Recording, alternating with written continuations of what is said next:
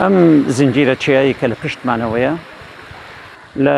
جغرافیای عسکەری کاتی عوسمانیەکانە ناوبراوە بە چیایی نەوتین، واتە پێیان وتووە نەفت داخ. ئەم ناوچەیە ناوچەیەکی نەوتیە و یەکەم جارێش کە نەوت دەرهێنرا لە پەڵکانە بوو، دێی پەڵکانە بوو، پەڵکانە سەر بە شاری خوڕماتووە. ئەم گومەزی ئیمامی عەلی و هەروەها شاخەکە برایانی تورکمانی شیعە پێی ئەڵێن مورسا عەلی یا پێی ئەڵێن زنجیرە چیایی ئیمامی عەلی. لە جغرافیای وەکو باسیشم کرد لە جغرافیای تورکەکانەوە هاتووە، پێیان وتە چیایی نەوتین، نەفت داغیان پێیوتووە. ئەوەی کە باس کراوە لە گەشتی ڕیجا کە لە ساڵی 1823 بۆ 24 بووە، ئەو پیاوە بەرپرسێکی عسکەری بریتانی بووە، هاتۆ بۆ ئێرە باسی شاری خوڕماتووە کە لەو ڕۆژەدا ئەڵێ لێرە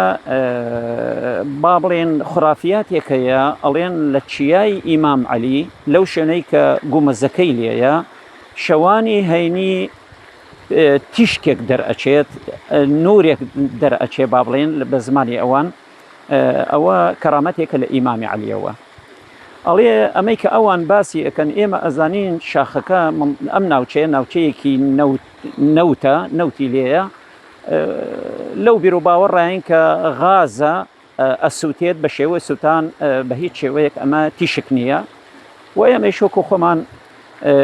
لە نرخی با بڵێن مەشایخ و ئەولیا و ئیمامەکانەوە کەم ناکەینەوە، بەڵام ئەمە دوورە لە ڕاستیەوە کەەوە بەو شێوەیە بێت. برا تورکمانەکان لێرە خۆیان گرت کردەوە، هەڵسان گومەز نەبوو وەکو ژوورێکی گەورەیان لەو بانە دروست کرد. ئەو ڕۆژەی کە چوونە سەردانی کە بیناکەیان کرد،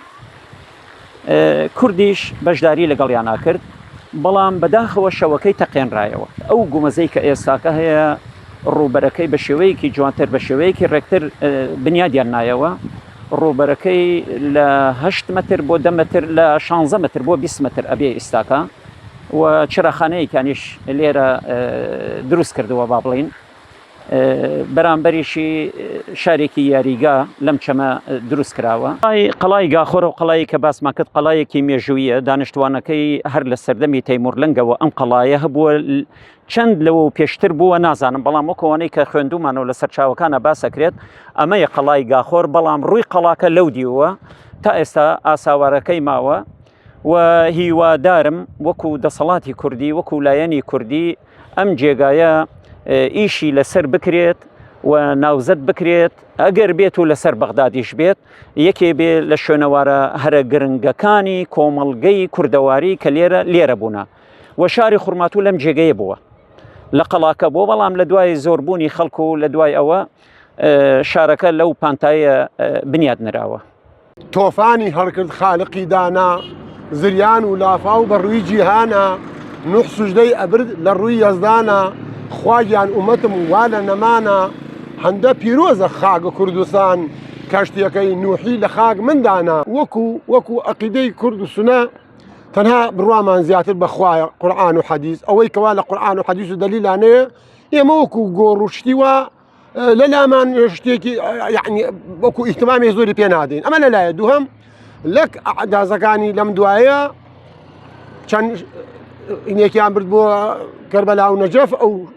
شتە ڕوویدا مەرجعی خۆیان وتێتی ئیمام عەلی ئەسڵەن بەدروست هەر نەگەیە.